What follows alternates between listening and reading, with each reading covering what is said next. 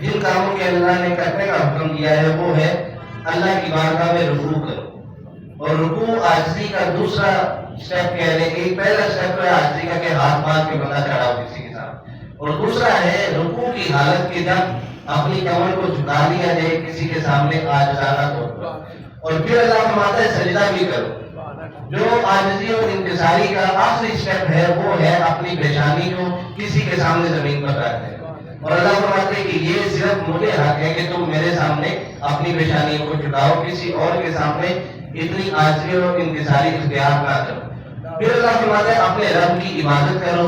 پھر فرماتا ہے نیکی کرو اور اللہ کی راہ میں جہاد کرو، نماز قائم کرو، زکوٰۃ دو، شعائر اللہ کی تعظیم کرو.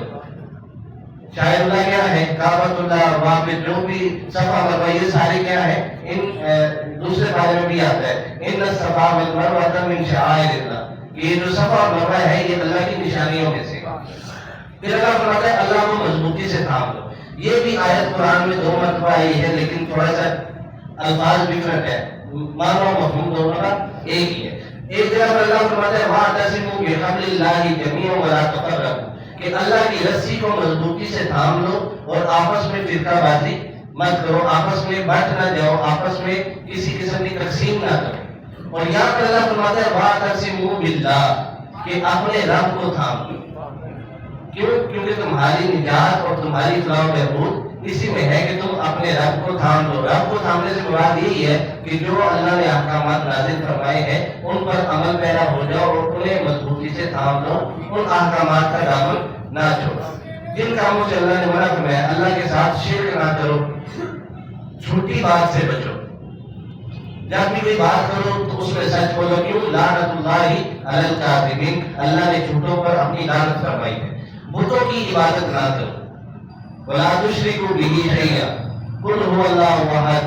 یہ جو ساری آیات ہیں یہ اسی بات پر دلالت کرتی ہیں کہ اللہ واحد و یکتا ہے، وہی عبادت کے لائق ہے اور اس کے ساتھ عبادت میں کسی کو شریک نہ کرو.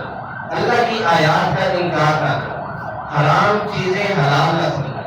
یہ بھی پیچھے ہمارے تفصیل ٹاپک آیا تھا کہ جو چیزیں اللہ نے حلال کی ہیں وہ حلال ہے، چاہے تو دنیا پوری مل کر اس کو حرام قرار دے لیکن وہ پھر بھی حلال رہے گی. اور جو چیزیں اللہ نے حرام کی ہیں پوری دنیا چاہے اس پر عمل کرنے لگ جائے، اس کو پینے لگ جائے، کھانے لگ جائے، لیکن پھر بھی وہ اللہ کے حکم سے حرام ہی رہے گی.